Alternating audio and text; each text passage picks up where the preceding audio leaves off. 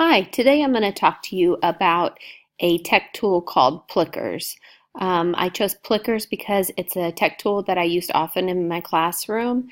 Um, Ironically, it doesn't need a lot of technology to be usable. The only person that needs the technology is the teacher, and you can use a smartphone or an iPad or a tablet to get this done, but it's a great way to conduct a formative assessment in your classroom. The first thing I want to show you is how to sign up. If you click over here and look at the sign in, there's also a sign up. If you haven't signed up before, then you need to click this button and it will prompt you to sign in. After you get signed in, you'll see your dashboard. The first thing on the dashboard is the library. If you click on library, that's where all your questions are stored. And you can see I have several questions already put in the library. There are folders that you can designate for different topics, and then of course the library folder has all the questions in them. You can also archive your folders, and you can also use your mobile device to upload questions that you create on the fly. In order to do a new question, you just click New Question. You can add your question here.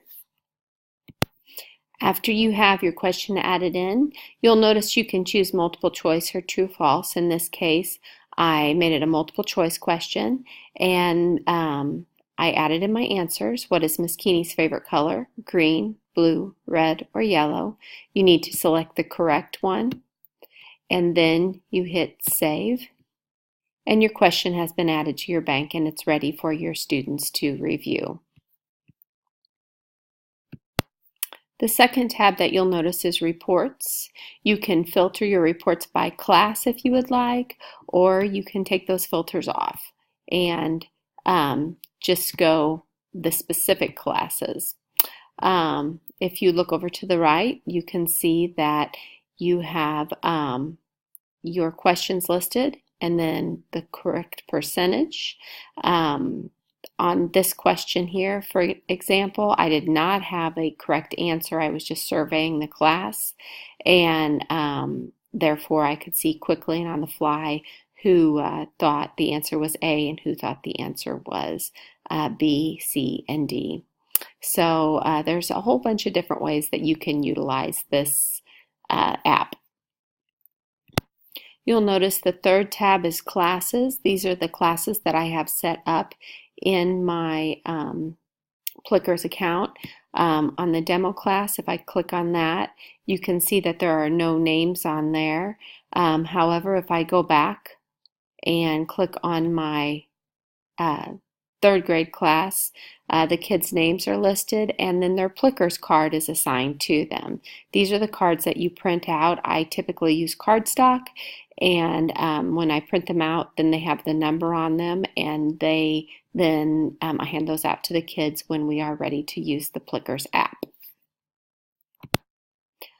Finally, the live view is where the magic happens. When we're in the live view, the question is selected from my smartphone, and what I would do is I would go to my smartphone, click on the question, hit scan, and as soon as I hit scan, then the question pops up on my smartboard, and you can see the question that I selected was, with what we talked about today, I feel A, I get it, I could teach it to someone else.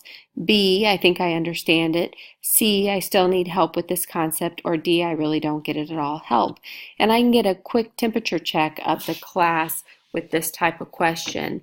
When I am asking, as I scan the kids around the room, these squares will turn green, and that just shows that they've been scanned. It doesn't give their answer, it just gives whether they've been scanned or not.